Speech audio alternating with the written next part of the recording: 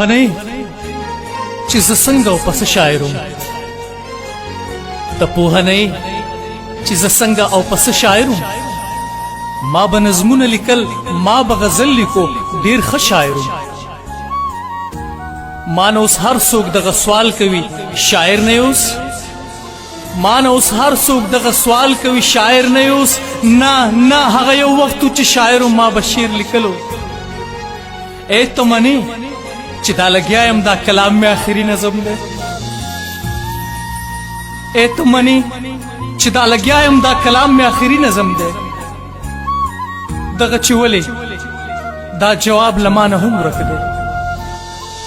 ای زه فنکار ومه لفظونه به مې ښه وتراشل ای زه فنکار ومه لفظونه به مې ښه وتراشل ما به د زړه هر یو سلیکه کړه په شعر کې پټه ما به د زړه هر یو سلیکه کړه په شعر کې پټه ما به دردونه ټول د شعر په اللهو ده کړه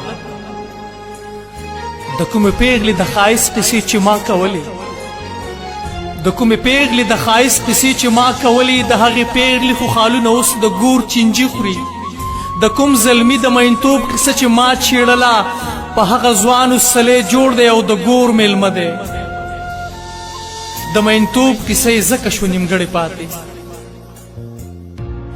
د کوم زلمي د مینتوب قصه چې ما چیړله په هغه ځوان اوس سلی جوړ دی او د ګور میلمه دی د مینتوب کیسه یې ځکه شو نیمګړې پاتې ما چې د کوم شوخ مازیګر قصې هر وخت کولې ما چې د کوم شوخ مازیګر قصې هر وخت کولې په هغه زیړ مازیګري کې اوس د وینو رنګ دی په کوم ګودر چې به د پیغلو بنډارونه جوړو په کوم ګودر چې به د پیغلو بنډارونه جوړو په وینو رنګ دي مات منګي پکې پریمانه ایښي ما چې د کومې مور قربان قربان په شعر ستایلو ما چې د کومې مور قربان قربان په شعر ستایلو څه پکې بورې شوې او هم پکې ذهني ناروغې ما چې د کوم پلار د شفقت قصه په خوند کوله ما چې د کوم پلار د شفقت قصه په خوند کوله په کټ کې پروت سوری سوری دی او بچي ترې تاو دي ما چې د کوم اتل زلمي ستاینه تل کوله ما چې د کوم اتل زلمي ستاینه تل کوله چا پرې د کفر فتوا ورکړه هم د مرګ په جواز سر یې له تنه ترې جدا کړلو بدنامه هم شو د هغې خور زړګی هم مات شو د خپل رور په غم کې د هغې خور زړګی هم مات شو د خپل رور په غم کې چې دروازه کې به وناست د بنګړو په تمه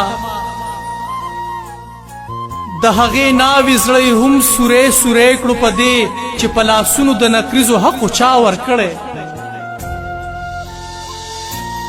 نن جنازه ده په بر کلي کې د هغه مزدور څوک چې سهار وختي د رزق په تلاش کې ورکو په نه ګناه یې خپې لاسونه او هم سترګې بایلې هغه غریب چې په اوږه به یې ټاټکې ګرځو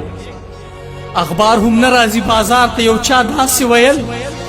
اخبار هم نه راځي بازار ته یو چا داسې ویل اخبار والا چا نامعلومه کس په چوک کې مړ کو د خان کاکا په جنازه کې لس کسه هم نه و د خان کاکا په جنازه کې لس کسه هم نه و له دغه یېرې چې اوس برید په جنازو هم کیږي او هغه فنکار اوس هم ودونو او خادو ته نه ځي هغه فنکار هم اوس ودونو او خادو ته نه ځي د نیمې شپې ورته چا خط پرېښی سندرې پرېږده مور مې ویل نه دې بخم زویه ماشومان ملیږه مور مې ویل نه دې بخم زویه ماشومان ملیږه په سترګو ړوند چې اوس په سکول کې ماشومان وجني ماشومان وجني ماشومان وجني بس دی بس دی بس دی نه شعر نه غزل او نه ټپلي کما بس دی نه شعر نه غزل او نه ټپلي کما که لیکم درد به وي او غم به وي نور څه لیکمه نور څه لیکمه نور څه لیکمه